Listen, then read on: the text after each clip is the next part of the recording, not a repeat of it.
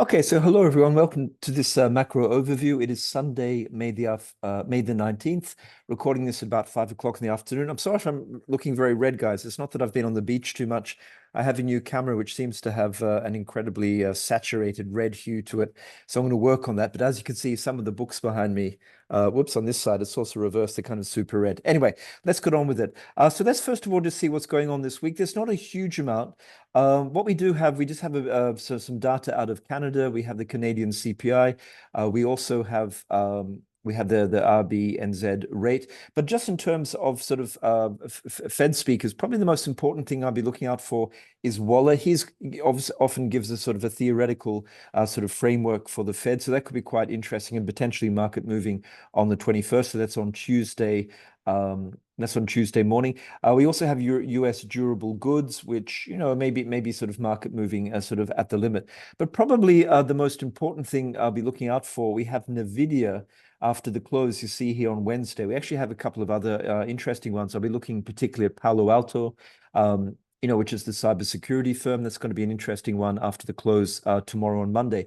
But NVIDIA and Target actually is going to be interesting as well, just to see whether the sort of slightly more sort of budget stores are doing well. We had Walmart last week, which was very, very strong. But NVIDIA is really going to set the tone because the point here is that we all know that the NASDAQ is more or less at highs, the S&P 500 is more or less at highs, and the market is sort of at a kind of a bit of an equilibrium point. So, and why is that? Just because the Fed has essentially said that, okay, we're going to get, let's just see what sort of cuts we're going to get. I'll just go into the sort of the interest rate function here, just while I'm talking here for a second. And you can see that the market's, basically saying that by December, we're going to get, more or less two cuts. It was, perhaps two or three or four, and then the market was a bit more hawkish. But now the market's essentially saying, okay, we're going to get maybe sort of two cuts, but the Fed will need more data. They need more confidence. Powell has said that he doesn't particularly want to hike anymore, so the bar for a hike is very, very high. But on the other hand, they certainly don't have the confidence. Powell does not have the confidence to cut. So at this point, we're extremely data dependent, and we're basically waiting until the next meeting in June, the 12th of June.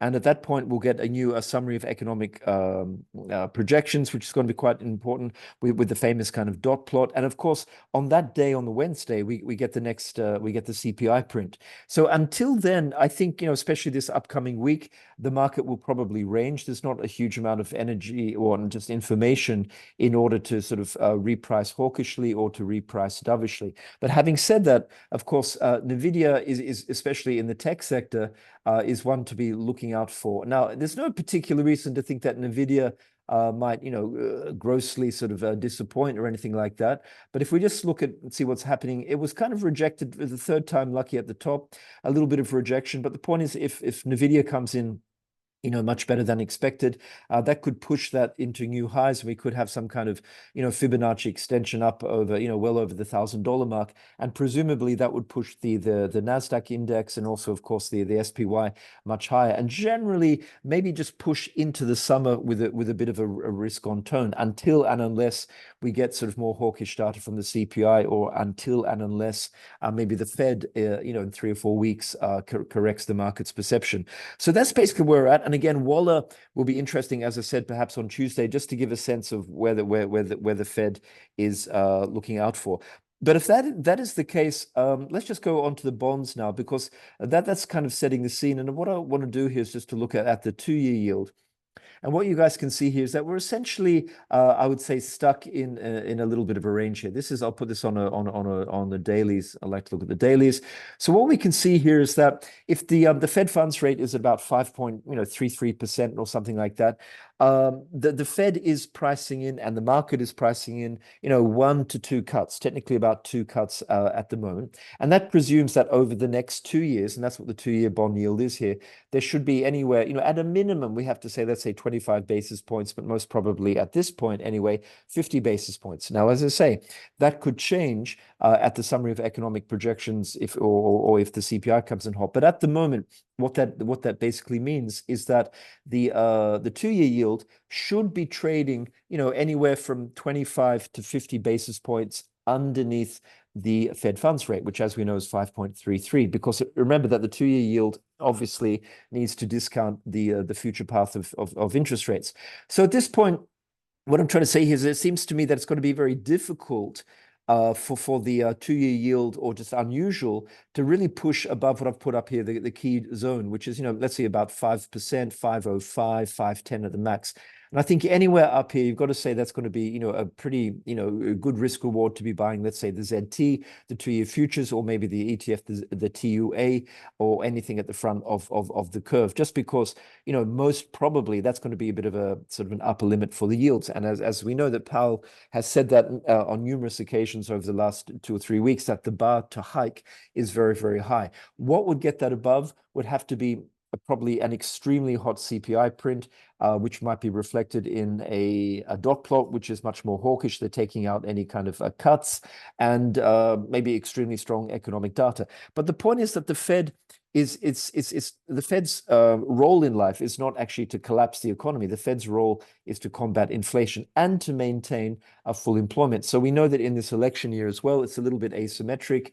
The Fed will be looking, if CPI is relatively stable, and if there's any sign of the unemployment rate going up, or the real economy weakening, we know that it's maybe a little bit asymmetric, and the Fed is ready to cut when and if they have a little more confidence. Now, it's asymmetric because for them to hike is very difficult. So all that to say that the front of the curve is probably just going to be trading in this range. Now, what about on the downside in terms of the yield? What could get us there? Probably it's going to be difficult to go below, let's say, about, this level here, anything from around about, let's call it about 4.75, 4.8%, just because in order to really get down here, we're going to have, probably consecutive lower than expected CPI prints, and really, well, maybe even some commentary from the Fed or Jerome Powell saying that, they are wink, wink, getting very close to cutting. And at that point, we might start to, the market might start to price in, a cutting cycle, but not quite there yet. So that's what we're up to. Now, let's say, for example, we look at the benchmark, the 10-year, again, it could just test up to the 4.5%. That's been a big, big level you see over here going back to late November. So the 4.5% is definitely a congestion zone. And it could get up there. But, it's probably just going to range. And again, we'll have to wait for more data. So that's probably just going to be the range there. What is interesting is just the shape of the curve, because if we just look at something like the front of the curve here, I'm going to put on the 2s to the 5s. You guys can see here, which is, I think it's kind of interesting. It's actually been sort of flattening. And that's just based on this idea, I think, that the market is not quite yet ready to factor in a cutting cycle. The market just needs another month or two of sort of dovish data, or sort of a CPI going down to target, and maybe some more positive comments from Powell saying that he has confidence.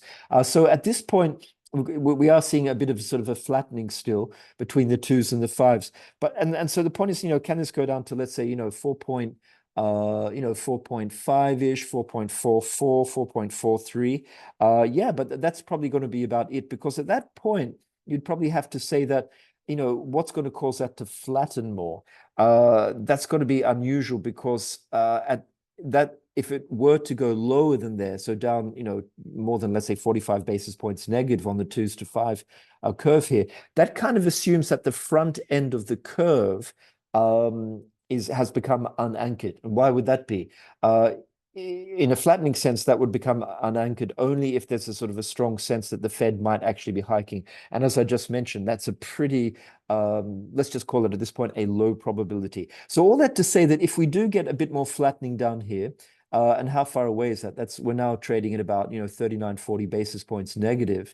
Another 4 or 5 basis points. I think that's going to be quite an attractive sort of entry point there to maybe enter a steepener. Now, the steepener there, the basis there would be that the front end of the curve, the yields on, let's say, the 2-year or the 1-year, but let's say the 2-year here, would be sort of relatively anchored, and might even come down in, on anything dovish or any hint of a cutting cycle. So they would come down at the front end there, and that should cause the curve to steepen bullishly.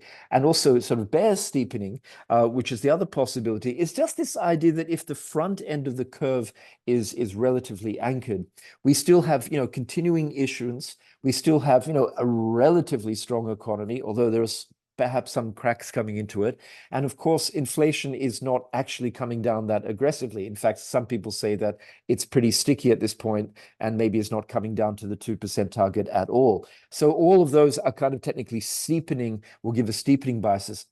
So all that to say that that's one thing I'm going to be looking out for this week. If we do get, as I say, the 2s, 5s coming down to 43, 44, 45 negative basis points, that could be an interesting opportunity there, tactically at least, to maybe try and ride this. If it goes down here, to ride it back up to 38, 35, or even up here somewhere. So that would be long 2-year, short the 5, something like that would be kind of interesting. So that's something to be looking out for.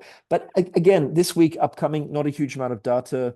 We have Waller speaking, and you can see that just the volatility is down. So if we look at something like the MOVE index, which is the index of a sort of generalized index for bond volatility, you can see that it's been going down. This is the daily. You see it's been going down well below the 100 mark, which historically, if you go back, you see here we're actually breaking to, I'm not going to say new lows, but we're breaking down to a point which is signals a market which doesn't really believe that the bonds should be doing anything else rather than sort of trading within a range. Now, if we have low bond volatility, that means that that's a slight sort of risk on kind of a situation, and that especially for funds which are vol control funds or volatility targeting funds, that could be at the margin a little bit of a tailwind. So that could be a positive for the stocks as well.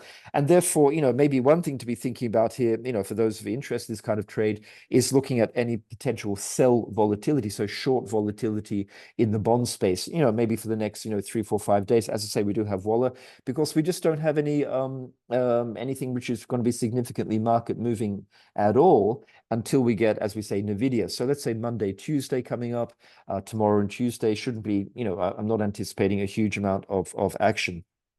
If you actually go and look over in the European space, that's sort of interesting, because some of that is reflecting what's happening in the US. Some of it is a particular dynamic. Now, we've had plenty of speakers from the ECB, and what we do know, just looking here for the, as I put on the German 2-year yield, just while we're looking at this. So this is the yield on the German 2-year.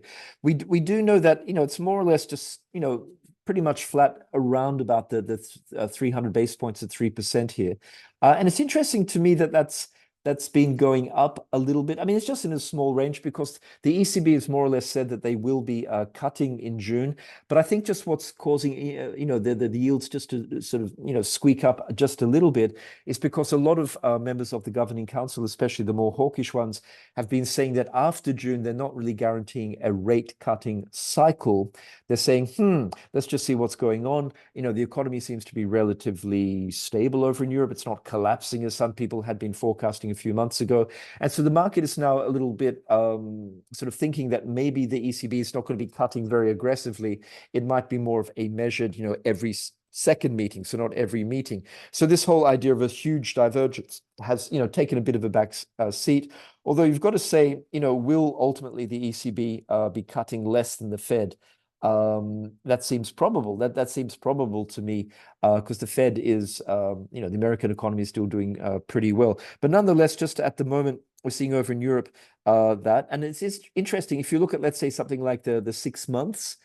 This is just the 6 months yield over on the German bond space. Not a lot happening there at all. So nothing particularly dovish. These yields are not really going down.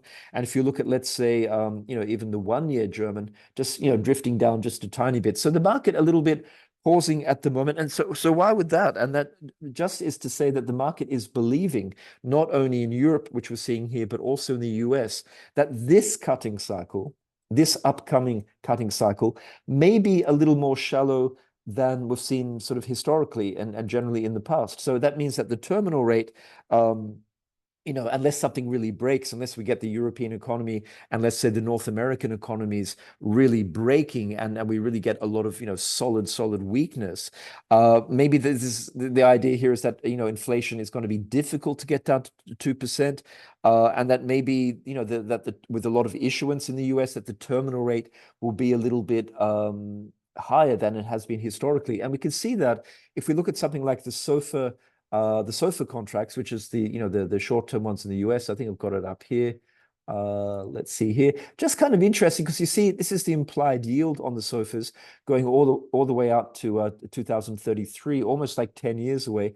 And what you can see is that, yes, the market is saying that where we are now, at about 5.33, as we mentioned, yeah, that's going to be cut, but not a huge amount. Just, the lowest point is going to be, let's say, 3.8%, which is what's at about 150 basis points. So about a cutting cycle of only 5 cuts. And then leading up to a terminal rate, which is priced in at the moment, of well over 4%. And it's just kind of interesting because if we do, I don't know, if we go back to, I don't know, let's say something like January, I'll just quickly pop in, which again was when the market was, more or less at sort of peak dovishness. I'll put that there. And I think it's, let's say, about the 10th of January. Just kind of interesting there because you see that the terminal rate there in the green a few months ago was much lower. It was under 4% with with a much more pronounced cutting cycle. So you see that instead of cutting down to about 3.8, the depth of the cutting cycle was about 3.2, so about 60, 70, 80 basis points. So all that to say that both in Europe and the US, there seems to be a sense that this cutting cycle, the economy is relatively robust. The world has structurally changed. There is a kind of a de-globalization. We saw a few days ago, we saw Putin was actually visiting with Xi Jinping over in China. There's uncertainty, there's de-globalization, there's a sense of, onshoring, supply chains becoming less efficient in the past. So a lot of those big structural factors which were keeping global inflation relatively low. The market is essentially saying, maybe we're in a different regime now. We're in a regime where we're going to have structurally higher terminal rates, so more, plus 4% rather than kind of, 2-3%, something like that. And maybe even we're not going to get down to 2% as inflation. Maybe the new normal is going to be, 2.25%, 2.5%. So all that to say is that this cutting cycle is not being as aggressively priced. And all things to say that, the conclusion to all of that is that I think one needs to be trading, maybe not tomorrow morning, but over the next few months, in the next quarter or two, with a sort of a steepening bias. And yeah, for sure, if the Fed starts to cut, and we see the ECB will probably cut in June, that could be a bull steepener. But if that's not the case in the immediate future, there also could be more of a bearish steepener. Because remember, we have maybe Trump as the president, we have Biden, potentially as the president in the next cycle. Neither of those two candidates particularly fiscally conservative. So we have to assume that the deficit in the US will continue to, well, let's just say it's not going to shrink, it's not going to get smaller. We're going to have a lot of issuance. So the point is all of this issuance gradually, that's going to be putting downward pressure on the sort of on the long-term bonds. And it's just kind of interesting. We look at the term premium here. That's still relatively low. Just looking at the 10-year here, it had been as high as about 40 basis points if we go back to last fall, if we go back to last autumn. But what we can see is that the term premium, has actually been falling in the last sort of week or two, and it's only at about 10 basis points. And so the idea is that if we have relatively stickier inflation, or at least inflation which is not going sub 2%, we continue to have sort of political environment which favors deficit spending, and a relatively strong economy and a less efficient supply chains.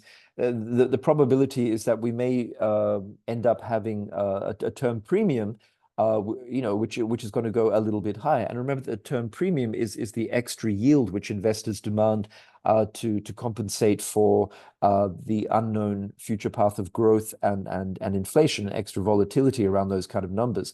So it wouldn't surprise me to see the term premium creep up to 20 basis points, maybe 25, 30, and that's going to make the long-term yields go up, which of course in theory will steepen the curve bearishly, but also in theory sort of bullishly. So the point is that if the front term yields come down a little bit, the back end yields don't actually have to go up that much for the curve to steepen. So that's definitely trades to be looking out for just over the moment. Okay, so let's keep on going on. Now, it's interesting if we just want to go back to a chart here, just talking about Europe. So if we do believe in a bit of divergence, something which is quite interesting is, I was just looking at the chart today, is the difference in the differentials. Well, the difference in the differentials. The differentials, is this the one here? We've got, what I want to do here is, sorry, I'm just going to try and find this, guys. I want to look at the difference between the 10-year yield In the US, sorry guys, just got a lot of stuff here. Probably should clean this up. What I'm looking for here is the difference in the 10-year yield. Oh, so where is it? Sorry, I do beg your pardon. Yields German. I think this is the one here. Okay, so what this is the difference between the yield on the US 10-year and the German Bund 10-year. Now, what is quite interesting is that you can see that it had been about 220 basis points, just back essentially about a month ago or so. But in the last month, that's actually tightened up a lot. It's come in about 30 basis points, which means that the differential between the German 2-year, which is normally a lot lower, and the American has come in 30 basis points. And that's just on this idea that maybe the ECB wouldn't have as aggressive cutting cycle, maybe on the idea that the European economy is not falling off a cliff and is kind of stabilizing a bit. And also the idea is that maybe the CPI has come in a little bit lower than expected and that the American economy is showing a few signs of cracks. So basically tightening up a little bit.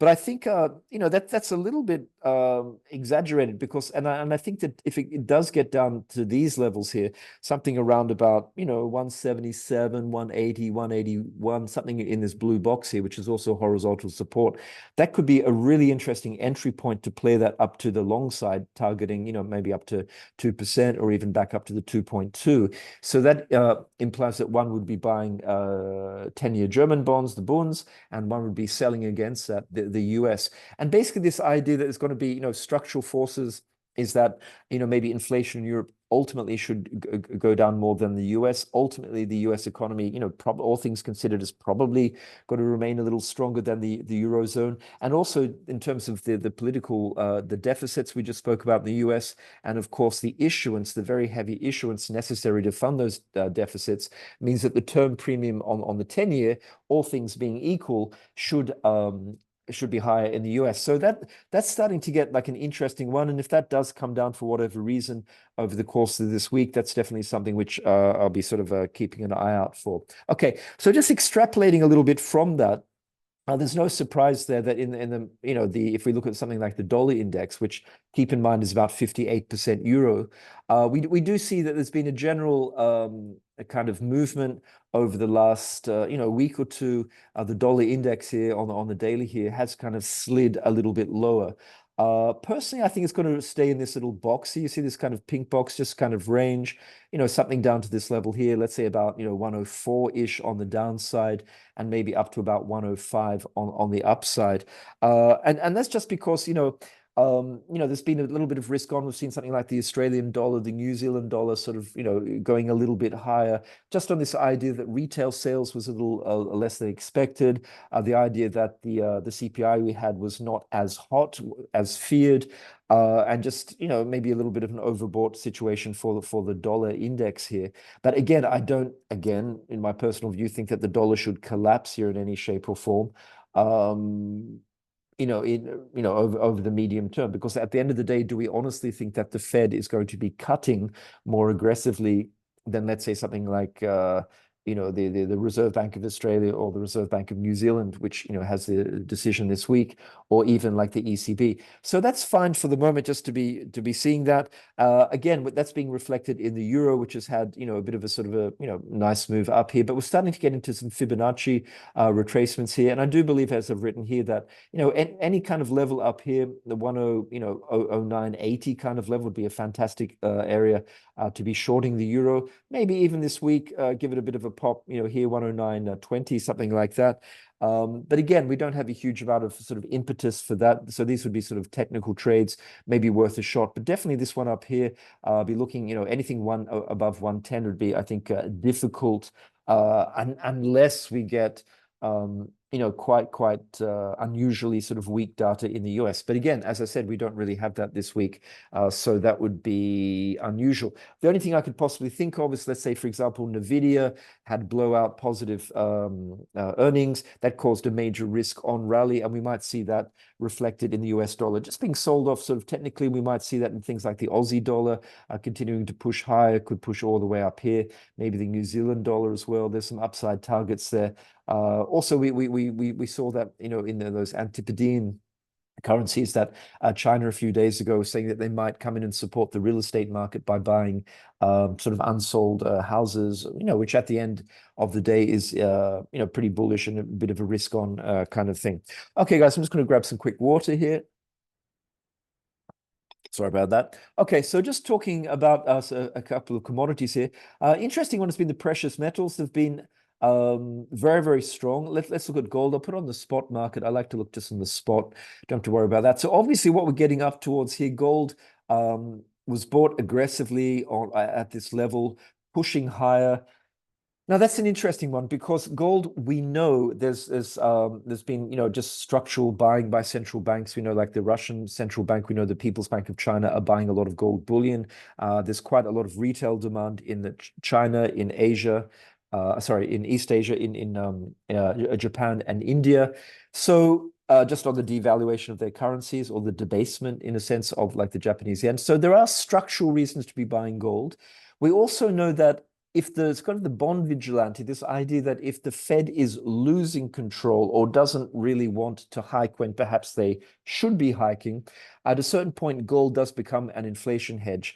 But that's not always the case. It's really a case gold becomes an inflation hedge when there's a little sense of the US dollar maybe being debased, when there's a sense that the monetary policy authorities, the Fed and the US government is not doing the job it needs to do to control inflation. So is there a little whiff, a little sniff of that? It's possible. There's also, at the end of the day, we also have this conflict continuing in Ukraine, in Gaza. Over the weekend, we just saw that there was a shooting of the Slovakian prime minister. Sorry, that was last week. Over the weekend, just news coming in of the possible death of the Iranian foreign minister and president. Conspiracy theories about Israel, the US are already kind of floating around. So the point is that geopolitical risk is certainly not nothing. It exists. So that could be another bit of the bid. Now, just from a technical point of view here, I would say that gold, it is getting a little bit oversold. Overbought. And, will it face a little bit of resistance up here at about 24.30? Possibly. But the reality is this is a very bullish chart. And you have to say that at this point, really what you'd be maybe looking for is rather than sort of selling, if anything, you might be sort of selling puts and be looking to get in on the spot, something like, 23. 60, 23.70, something like that, maybe selling some puts. I mean, on GLD, something like that. That's maybe an interesting one because all of the dips have been bought essentially now for the last 3 or 4 months. And that's that. So yeah, can we get? I mean, what could happen with gold, which would be a typical price action, is something that it could kind of rip high, and often we have seen that on Sunday nights, low liquidity. So let's look out, in the next hour or two. Gold could rip higher, spike higher, then maybe come down to some kind of level and test, and then push up to complete. So we could get something, I don't know, strange, like it spikes up, then pushes down, comes back down to test, and then, kind of goes and tries to break a new high. We could get some kind of measured move here, could easily do something like this and test up to, the 2,500 on there. That's a shorter term measured move. And if we want to even, project that further out, or even maybe talking up to 2,700 or so. So definitely there's more possibility for upside on gold. And we're seeing that silver had an absolutely, I'm not going to say parabolic, but a very, very strong move over the last sort of 10 days or so, just because I don't know. I mean, it's interesting. Is it the same kind of logic behind gold? We're seeing here that it broke out. There's probably a lot of stops going all the way back to 2020, 2021. So, for sure, breaking some stops there. Is this going to continue? Again, could this absolutely continue for another few days or a week? Yes. Is it overbought? Yes. Personally, I've bought a few puts here, not really playing for a collapse, but maybe just to sort of retest back down to some of these levels over the next week or two. We shall see. That could be, sort of a wrong idea. Because we also see that copper, which is a sort of a different market, has also been very, very strong. So the metals, both precious and industrial, doing very, very well. And I think that's just a combination here of, some concern over inflation, geopolitical risks. Copper, of course, there's, structural reasons that copper demand should outstrips supply, especially in the second half of this year and going into 2025. There seems to be a lack of sort of new projects coming online, and as we know, the electrification in China and globally is continuing. So copper is structurally supported. Do I think these metals could pull back a little bit? For sure. But it's always difficult to market time this. And I think at this point, it's just sort of one should be trading these technically, as I say, looking to buy dips at Fibonacci levels, at horizontal levels, and because they seem to have decoupled somewhat from the traditional thing of real yields and US dollars. So that's interesting. I'm going to be keeping a pretty good eye on all of this. And it's actually quite interesting if you look at a few different charts here. Just one, I'll be looking at a couple of ratios here. I mean, if you look at something like, I'm going to put up the GLD, which is the and let's say we put that divided by the stock market.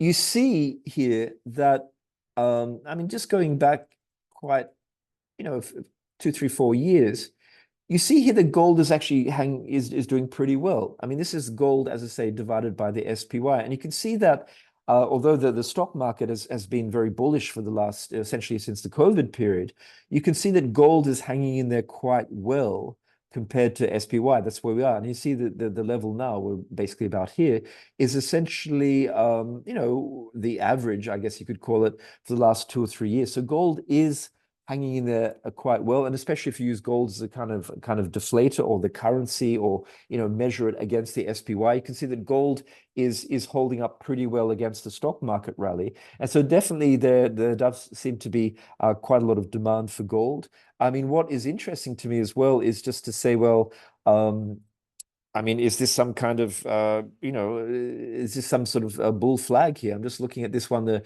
GLD SPY ratio here. It looks to me like there was a nice sort of fib retracement here.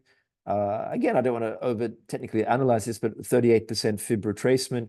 If you put that on the shorter term, let me see if I can put that on the shorter term one, which I'll put up to here. You can see it's the 50% retracement, some kind of, sort of flagging formation there, and ripping higher. So could it be that gold will actually continue to be supported and possibly even outperform the general stock market, the SPY, and push up to new highs? That's going to be an interesting one. We also see if we do a similar kind of test, and we look at gold versus, let's say, the TLT, the long-term bond ETF, you can see that that's doing very, very well as well. And that's clearly gold has outperformed the long end of the curve. And again, some kind of sort of relatively shallow fib retracement now pushing up, breaking out. Could that also retest? So all that to say that gold is doing pretty well. There's definitely demand for it, and I think we are looking at this point to be buying dips, probably using option structures, because it's difficult to actually exactly time that with things like the futures.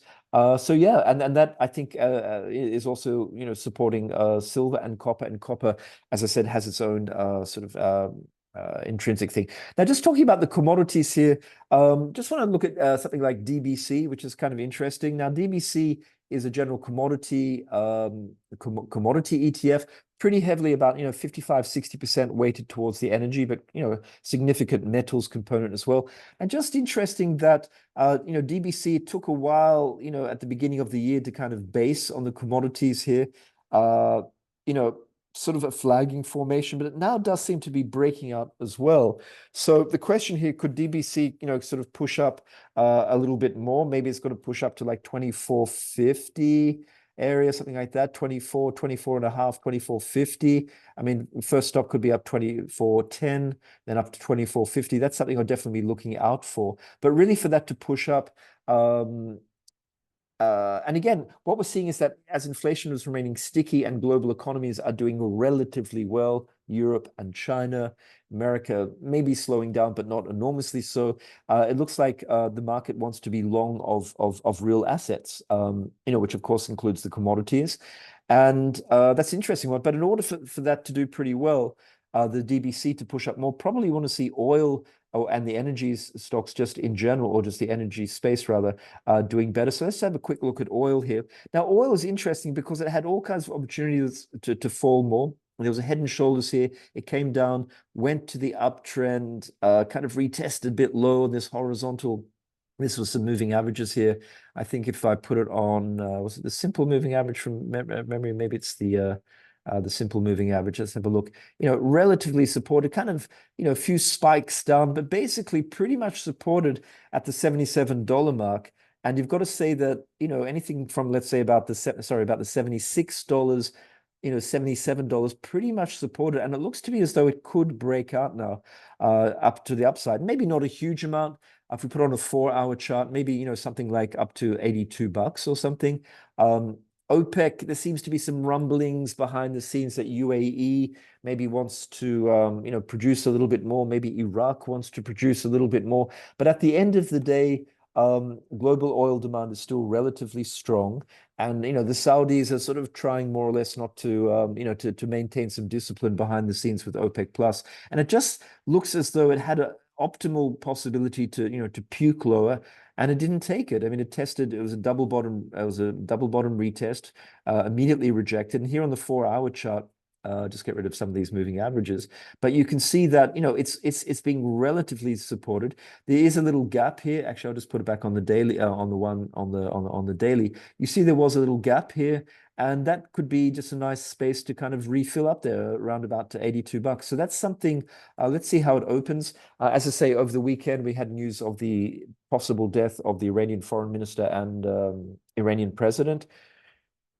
Iran has already put out statements saying that this is not going to change their political activities or anything like that. So I don't anticipate the market will particularly freak out. I mean, maybe is it going to be some kind of risk premium uncertainty? Possibly. So, but just looking at this chart to me, it looks like it's consolidating and potentially wants to break out. So that's quite an interesting one to be looking at. Now, if that can break out, going back to DBC, the commodity ETF, we have strong metals. And if we have a bit of help from the energy space, we could see DBC also breaking out this week. Why not? So just finally, guys, want to look at equities. We know that the VIX is pretty low at this point. We see the VIX here down around about the almost about the 12 handle here. And just keep in mind, if we go back, I mean, I just want to put it back and go back, let's say on a little bit of context here, let's say on the weeklies, you can see that with the VIX here, I mean, we're getting down towards level 1175, 1190, which is pretty difficult to go below. And basically anything less than, let's say, 11 and a quarter, 1125 is very, very unusual. Now, that's not me saying that, oh, therefore volatility has to rise. It's simply saying that volatility is at historically low levels, which of course is great for those of you who may be considering some kind of hedging, those of you who want to buy some gamma, so either long put structures or long call structures. And not so great, of course, for selling volatility because you're not getting a huge bang for your buck. But just to say that we are at pretty low levels here. And, of course, that is a tailwind ordinarily for the stock market. So let's have a look at the SPX. I generally like to look at the cash market, just sort of a bit cleaner here. Now, I think the first thing to notice is that, yep, it's broken to new highs, but we're in a bit of a pause. We're waiting to see if they have any information from the data. And again, we're not going to get too much more information from the Fed or the data or CPI for another, probably a week or 2 or 3. So again, getting back to NVIDIA, that's going to be probably the one. There are a few key levels. I mean, I'd say a few key levels is obviously on the SPX. Again, this is not on the futures, something like about 52.65. But I think, important level here, I've got a 52.55, pretty important levels, that recent kind of swing high level there. So that's the one. Now, if the market is to close here, it closed lower, I think we could probably test we can probably test down to maybe like the 51.80 level, which I've got in this sort of gray line here. So, and again, maybe this is going to be the range for the next couple of days, but depending on NVIDIA. Now, I think, if NVIDIA comes in strongly, and if we open, on the morning after NVIDIA, let's say, if we open, greater than this level, we could maybe test up all the way up here, all the way up here, or maybe down to 51.80. So that's going to be key. Now, what are some of the levels? I mean, I've got a level up here of about 53.90, 5400 again on the SPX. Now, why is that? Just because if I go on, let's say, a weekly, and I'm going to throw on some Bollinger Bands, because often what's good is that when you're into no man's land, you say, well, okay, where's this going to stop? Now, you could do sort of fib extensions, which would be much higher, but I'm personally looking at these weekly Bollinger Bands as some kind of target for the algos. And the CTAs to go to. But basically, if NVIDIA is strong, I think that the SPX and of course we can look at the NDX in a second as well, could get all the way up to 5390 or 5400. Why not? Going into the summer, grind higher. On the other hand, if we go a bit, if NVIDIA is weak, as I say, we could get down to 5180, something like that. But I do believe that at that point, it could be a buy on dip, just because with a relatively accommodative Fed, earnings relatively good, I think the market, is happy to grind a little bit higher. So I'd be also looking to buy the dip. Okay, but let's have a quick look also at the Nasdaq, because of course NVIDIA is a little bit more interested in that. As you guys can see here, I think on a downside, if NVIDIA comes in, as a disappointment, there could be a technical retrace down to, let's say, 18,450, maybe something like around here, just a little sort of retrace down there. Or if it comes down significantly weaker and it wants to fill the gap, there is a gap down here. You'll see this kind of gap level there, and that could be, all the way down to 17,650, something like that. If we put it on a 4-hour chart, you see it's a bit easier. So you see this gap here between there and there. The market, if it wants, maybe wants to go and test down there. So definitely NVIDIA, I think it's going to be the key. And again, if we look on the, I'll throw it on a weekly just to see, where the Bollinger Bands are there. You can see that on the upside target on the weekly Bollinger Bands, on the Nasdaq could be something like, about 18,800, 18,900. And even if we throw it on a monthly, just to really see where it may want to go, we could even grind our way into the summer up to about 19,500 or so. But we shall see. We don't want to get ahead of ourselves. Okay, guys, so I might leave it there for the moment. That's about it. Again, just to get back to things we're looking at here, personally, I'll be keeping an eye out on Palo Alto. I think it's an interesting company, a relatively attractive chart with some upside potential. Let's have a look at that on Monday afternoon and Tuesday morning. That's that one there. Obviously, Target, just to see if that echoes what happened with Walmart. Walmart, had very strong earnings a few days ago. Will that contradict the retail sales? So that's going to be interesting in terms of setting the tone on Wednesday for the consumer and the general state of the US economy. NVIDIA, I think, is really going to set the tone for the next couple of weeks. Risk on, risk off. Will the tech stocks, sort of power another move higher or not? So that's something to be looking out for. Again, just slightly more technical. As I said, I'll be looking just at the differential between the US yields and the German yields and just see if they're a little bit overdone. And also keeping an eye on all the metals. As we say, we have a small position long puts, just looking for a little retracement, just a very tactical retracement in the silver that may or may not work. And just generally want to look at the metals complex to see how that goes. Just talking about the commodities, guys, keep in mind that the commodities, especially oil, if that pushes up, that's highly correlated to the US bond yields. So, and of course, the bond yields could have some upward or downward pressure on the stock. So just keep an eye, even if you don't really look at oil, maybe just to see if there's any pressure on the yields coming from sort of higher or lower oil prices or just energy prices in general. I'll leave it there. Have a great Sunday evening, and we shall be talking again soon, no doubt. Thank you.